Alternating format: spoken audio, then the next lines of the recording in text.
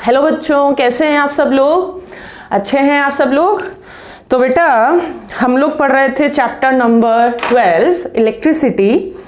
Electricity में last topic तक हम लोगों ने कवर कर लिया था बेटा, जहां पे हम लोग कैलकुलेट कर रहे थे R equivalent for the combination of resistors.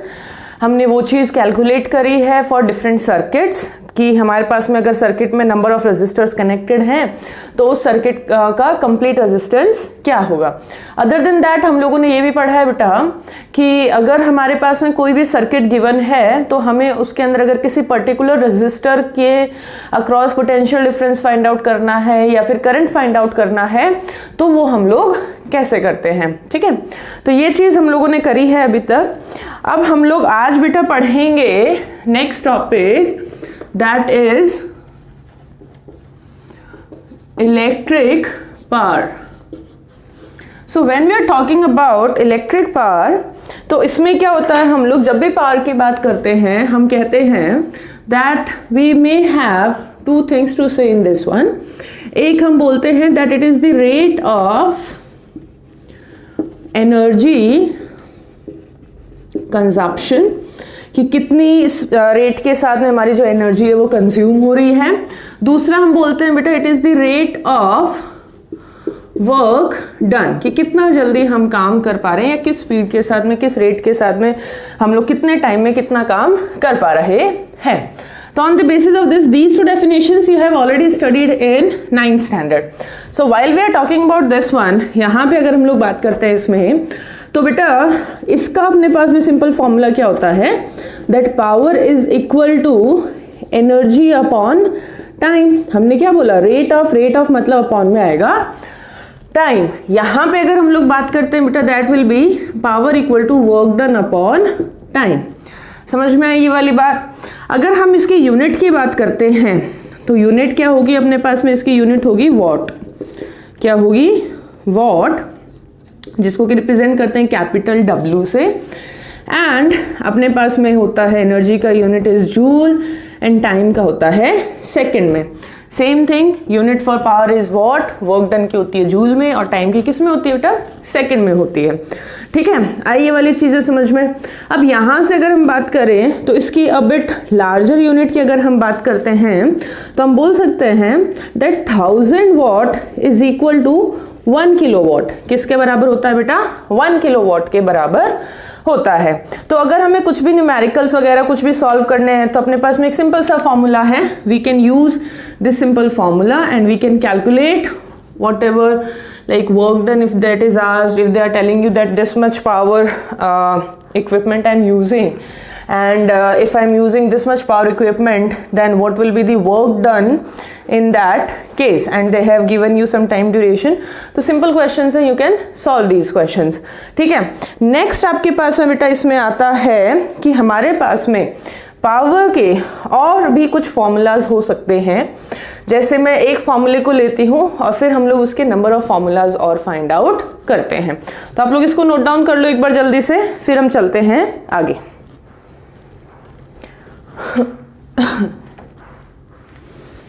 I hope आप लोगों ने नोट डाउन कर लिया होगा।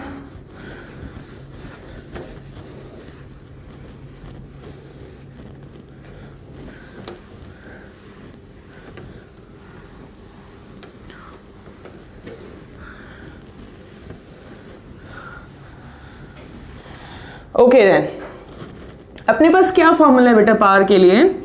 अपने पास इलेक्ट्रिक पावर के लिए जो फॉर्मूला है वो है that power equal to work done upon time. And as we know that according to potential difference formula V equal to W upon Q, then work done will be equal to V into Q. I can substitute work done with the help of VQ, then we can have power that is equal to V into Q upon T.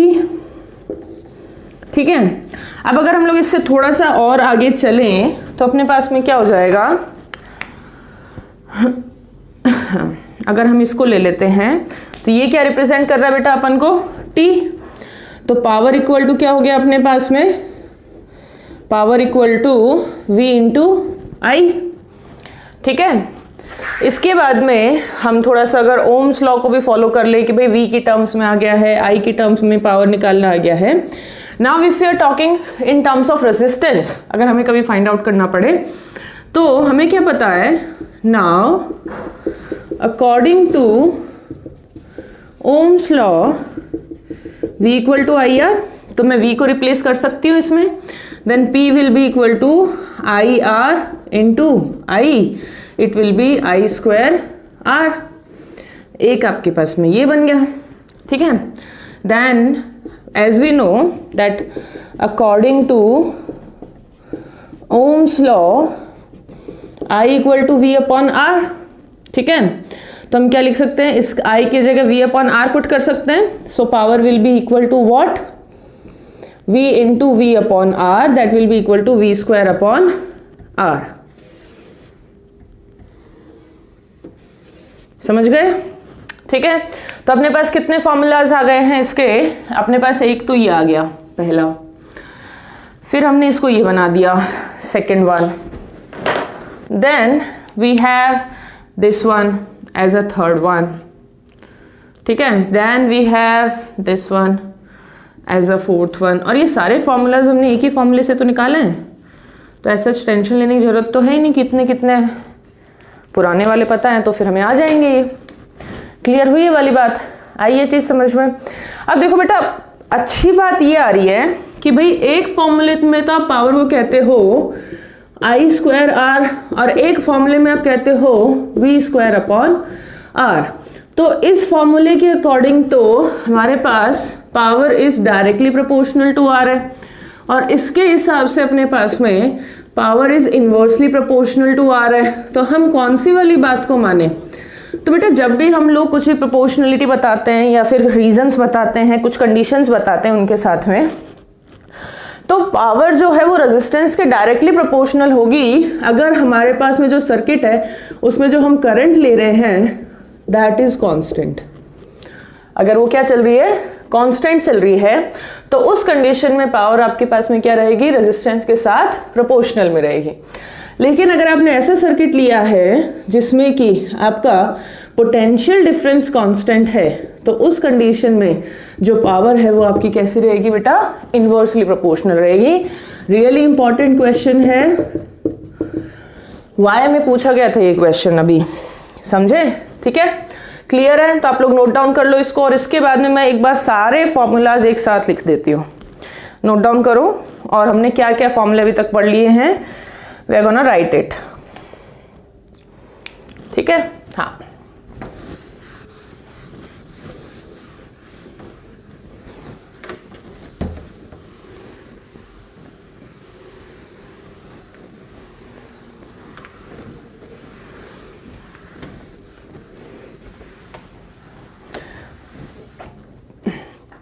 हाँ जी बेटा. तो हम लोग अभी तक पढ़ चुके हैं Q equal to N E, I equal to Q upon T, V equal to W upon Q, V equal to I R, R equal to rho L by A. Then R अगर equivalent निकालना है in series, it will be R1 plus R2 plus R3, जितने भी हैं. अगर R equivalent निकालना है बेटा पैरेलल में, तो अपने पास आएगा 1 upon R1 plus 1 upon R2 plus 1 upon R3, और जितने भी हैं आपके पास में सो ऑन. ठीक है. नेक्स्ट अपने पास में है बेटा इधर that power equal to W upon T which is equal to V into I which is equal to I square R which is equal to V square upon R. तो ये फॉर्मूले हम लोग अभी तक पढ़ चुके हैं. ठीक है. एक और था, आप लोग कहोगे कि मैम एक और, आपने 5 कहे थे, एक और लिख देती हूँ. दैट वॉज VQ अपॉन में T. ठीक है. आगे बात समझ में. ये हम लोग फॉर्मूलाज अभी तक पढ़ चुके हैं. आई होप आप लोगों को ध्यान रहेगा. ठीक है. नेक्स्ट हम लोग पढ़ते हैं बेटा रेटिंग ऑफ इक्विपमेंट्स. बहुत ही छोटा सा सिंपल सा टॉपिक है.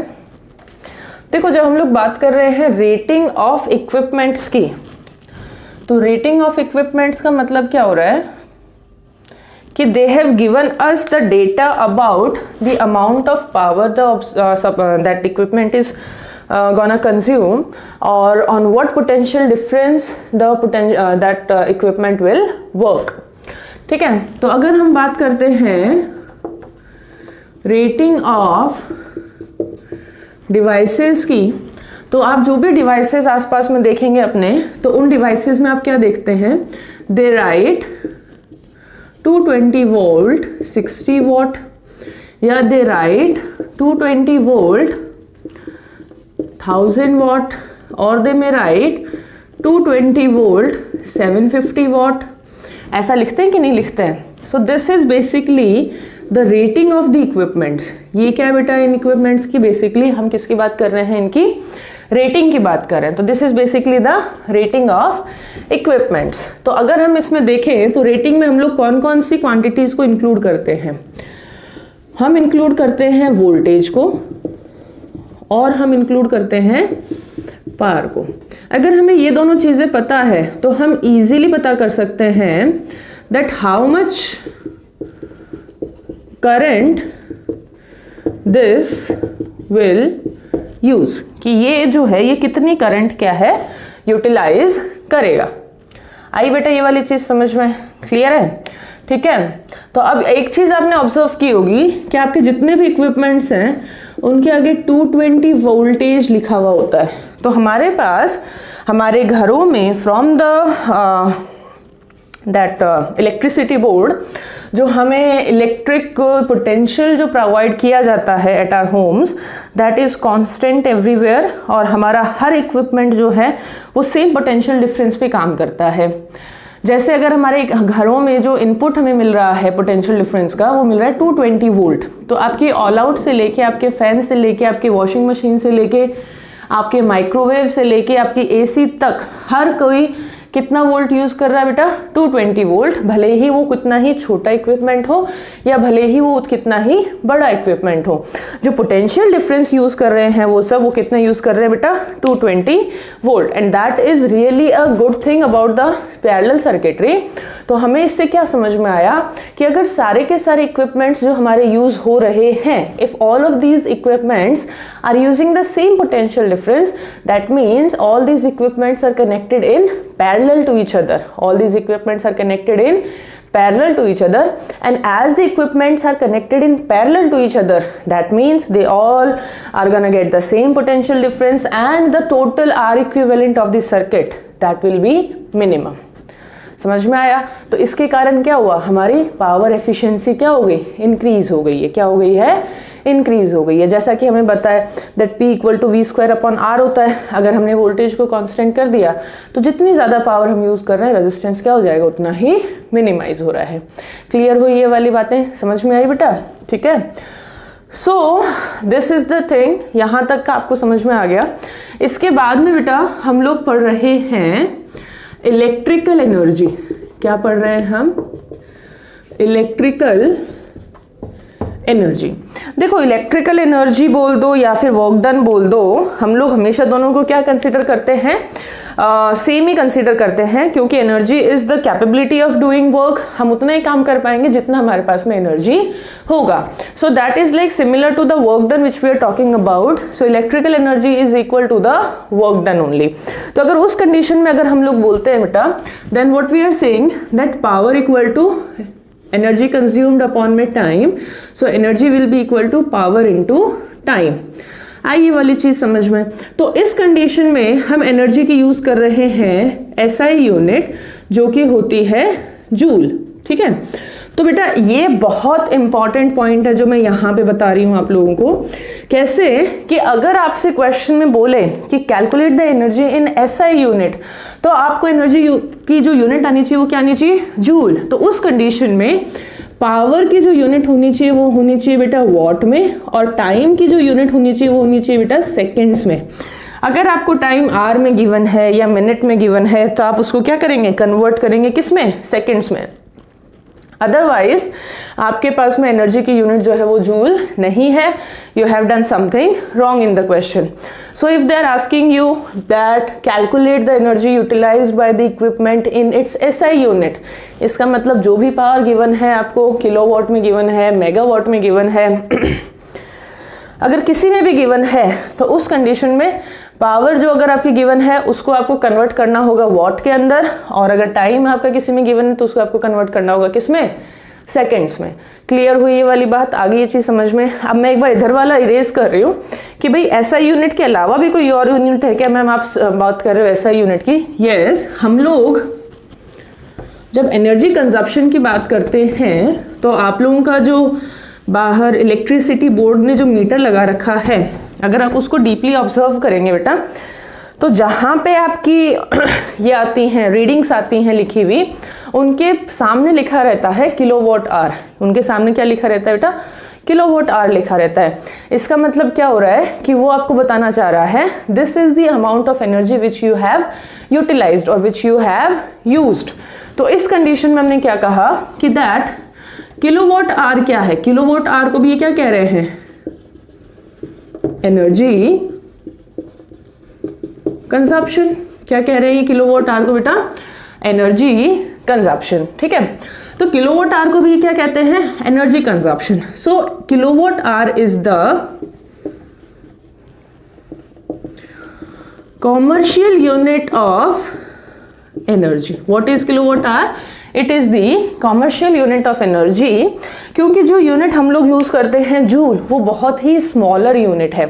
क्योंकि अगर हम बात करें आपके पास में, तो आपके पास जब बिल आता है तो वो आपको क्या कहता है कि आपका जो बिल आया वो 200 यूनिट का आया है, 150 यूनिट का आया है, 100 यूनिट का आया है या 500 यूनिट का आया है. तो इसका मतलब क्या कहना चाह रहा है कि एक यूनिट जो है वो बराबर है 1 किलोवाट आवर के. ठीक है, तो अगर आपका बिल आया है 250 यूनिट का, तो मतलब आपने कितनी एनर्जी यूज की है, 250 किलोवाट आवर एनर्जी यूज की है. आई वाली चीज समझ में. अब अगर यहां पे बात करें तो जूल आपकी एक बहुत ही स्मॉलर सी यूनिट है. अगर हम इतने स्मॉल यूनिट को यूज करेंगे फॉर द एनर्जी कंजप्शन, तो हमारे पास में एक बहुत ही बड़ा डेटा आएगा for the amount of energy which we have consume during the whole month और ड्यूरिंग 2 मंथ, जितने भी ड्यूरेशन में हमारे पास में जो बिलिंग होता है. तो वो एक बहुत बड़ा डेटा आएगा जो कि कॉम्प्लिकेशंस को क्या कर रहा है, सिंपली इंक्रीज कर रहा है. तो हमने क्या किया, हम थोड़ी थोड़ी बड़ी यूनिट्स यूज करते हैं. हमने कहा कि हम जो है पावर को यूज करेंगे किलोवाट में और टाइम को यूज करेंगे किसमें, आवर में. अगर हम पावर को यूज कर लेते हैं किलोवाट में और टाइम को यूज कर लेते हैं आवर में, तो अकॉर्डिंग टू दी फॉर्मूला अपने पास में क्या बन सकता है बेटा, अकॉर्डिंग टू दी फॉर्मूला अपने पास में बनता है that energy equal to power into time. Then it will be, power किस में होगी बेटा, किलोवाट में, और टाइम किस में होगा बेटा, आवर में. तो एनर्जी की यूनिट क्या आ गई है अपने पास में, एनर्जी की यूनिट आ गई है किलोवाट आवर. किस में आ गई है, kilowatt hour. And this is a really important thing कि अगर वो आपसे कभी भी इलेक्ट्रिकल एनर्जी कंजप्शन पूछ रहा है तो आप हमेशा किलोवाट आवर के अंदर ही बताएंगे, ना कि जूल्स के अंदर. अगर वो आपको स्पेसिफाई करता है कि मुझे एसआई यूनिट के अंदर ही पता करना है, तो इन दैट कंडीशन ओनली आप किस में बताएंगे बेटा, जूल्स में. अदरवाइज अगर वो बोलता है कि that we have a heater of 1000 watt and if that heater is working for 1 hour daily for the month of September, calculate the amount of electrical energy that equipment has used. तो इसमें आपके पास में सीधे सी बात है, आपसे सिर्फ इलेक्ट्रिकल एनर्जी कंज्यूम पूछी, उसने नहीं पूछा है आपसे कि आप एसआई यूनिट में बताओ. तो इलेक्ट्रिकल एनर्जी कंजप्शन जब होगा हम हमेशा किस में बताएंगे बेटा, किलोवाट आवर में. किस में बताएंगे, किलोवाट आवर में. और अगर वो स्पेसिफाई करता है that I want the energy consumed in joules और I want the energy consumed in SI unit, तब आप किस में मेजर करेंगे बेटा, जूल्स में मेजर करेंगे. आइए वाली चीज समझ में क्लियर हुआ. ठीक है, आप लोग इसको नोट डाउन कर लो, फिर अपन करते हैं इसके ऊपर कुछ न्यूमेरिकल्स. तो हम लोगों ने अभी तक क्या कर लिया था, हम लोगों ने पढ़ लिया दैट हम लोग कमर्शियल यूनिट यूज करते हैं एनर्जी की कॉमर्शियल यूनिट क्या पढ़ी हमने अभी हमने पढ़ी दैट एनर्जी कॉमर्शियल यूनिट होती है किलोवाट आवर में, एंड एनर्जी की एसआई यूनिट जो होती है वो होती है बेटा किसमें, जूल में। तो what is the important thing we should know, क्या जरूरी है जो हम लोग जब आपको क्वेश्चन दिया हुआ हो, गिवन हो, तो उस कंडीशन में विच थिंग इज नेसेसरी कि हम किस में फाइंड आउट करें कि मैम हम कमर्शियल यूनिट में फाइंड आउट करें आंसर या फिर हम लोग ऐसा यूनिट में फाइंड आउट करें आंसर, दैट थिंग। तो बेटा जब भी आपसे नहीं पूछा जाए जब तक कि भाई ऐसा यूनिट में निकालो और पूछे कि कितनी इलेक्ट्रिकल आपकी जो एनर्जी है वो यूटिलाइज हुई है, तो उस कंडीशन में तब तक हम लोग किस में फाइंड आउट करते हैं, किलोवाट आवर में। किस में फाइंड आउट करते हैं, किलोवाट आवर में। क्योंकि जब भी आपसे एनर्जी पूछा जाए या फिर वो आपसे अगर ये चीज पूछे कि भाई आप फाइंड आउट करो कि how many units of energy they have utilised or calculate the electrical energy of the system, or they are saying that we are using this device for the 5 hours a day and we have used this device for the complete 30 days, then calculate the total amount of energy which is being used by the device. So in that case always go for which one, your commercial unit। हमेशा किसके लिए जाना है, हमें commercial unit के लिए जाना है। लेकिन अगर आपसे वो बोला जाता है कि भाई सही डायरेक्ट मुझे बताओ कि भाई मेरे को एनर्जी जो चाहिए वो चाहिए एसआई यूनिट में, तब ऑब्वियस सी बात है जब तक बोलेगा नहीं तब तक किलोवाट आवर में निकाल, और जब बोल दे तो फिर हमें जूल्स में निकालनी होती है। ठीक है। एंड 9th स्टैंडर्ड में हमने एक रिलेशन पढ़ा था इनके बारे में, relation between the commercial unit and SI unit. पढ़ा था कि नहीं पढ़ा था, याद आया? चैप्टर था वर्क इन एनर्जी का लास्ट टॉपिक था electric power, not electric power, it was power. And उसमें हमने पढ़ा था that what is the basic relation between the commercial unit and the SI unit. तो जब हम बात करते हैं बेटा इसमें कमर्शियल यूनिट की, तो हम कमर्शियल यूनिट के लिए क्या कहते हैं, that is 1 kilowatt hour. What is commercial unit, 1 kilowatt hour. तो अगर किलोवाट आवर को मैं स्प्रेड करके लिखना चाहूँ तो मैं क्या लिख सकती हूँ, 1000 वॉट इंटू 1 आवर, ये लिख सकती हूँ। और अगर मैं आर को इससे थोड़ी सी स्मॉलर यूनिट में लेके जाना चाहूँ तो मैं क्या लिख सकती हूँ, 1000 वॉट इंटू 3600 सेकेंड्स, 3600 सेकेंड्स। और हमने क्या पढ़ा था, हमने पढ़ा था that power equal to work done upon time या फिर एनर्जी अपॉन टाइम। तो पावर क्या होती है, watt, that is equal to joule upon second. तो मैं वॉट की जगह जूल अपॉन सेकेंड लिख सकती हूँ।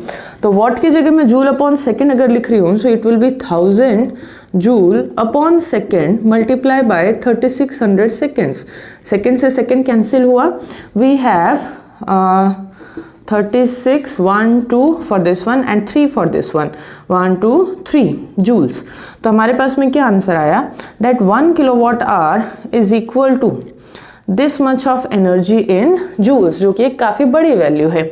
और नॉर्मली हम लोग इसको कैसे डिनोट करते थे बेटा, 3.6 इंटू 10 पावर कितने जीरोज हैं, 1 2 3 4 5 और 6 को भी अंदर लिया है, तो 3.6 इंटू 10 पावर 6 जूल्स। अगर वो आपसे कहता है कि calculate the electrical energy and then the person is saying now also tell the energy in joules, how much amount of energy it is utilized in joules।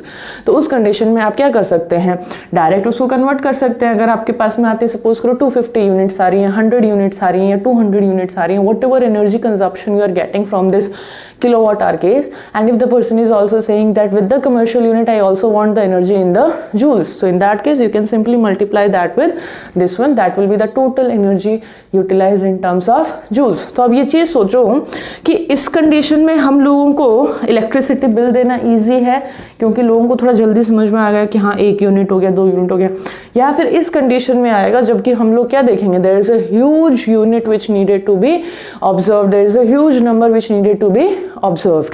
ठीक है, so that is why what we are saying, we are using a commercial unit of energy जिसको कि हम लोग किस में represent करते हैं बेटा, किलोवाट आवर में रिप्रेजेंट करते हैं। तो आप लोग नोट डाउन कर लो, ये थोड़ा सा इंपॉर्टेंट रिलेशन है, 9th में भी आया था तो एज सच मतलब इतना डिराइव करने के लिए तो नहीं आता है, बट यहाँ से ये काफ़ी बार पूछा जाता है कि भाई ऐसा यूनिट में बताओ और कमर्शियल यूनिट में बताओ। ठीक है, इरेज करें, हम लोग सॉल्व करते हैं कुछ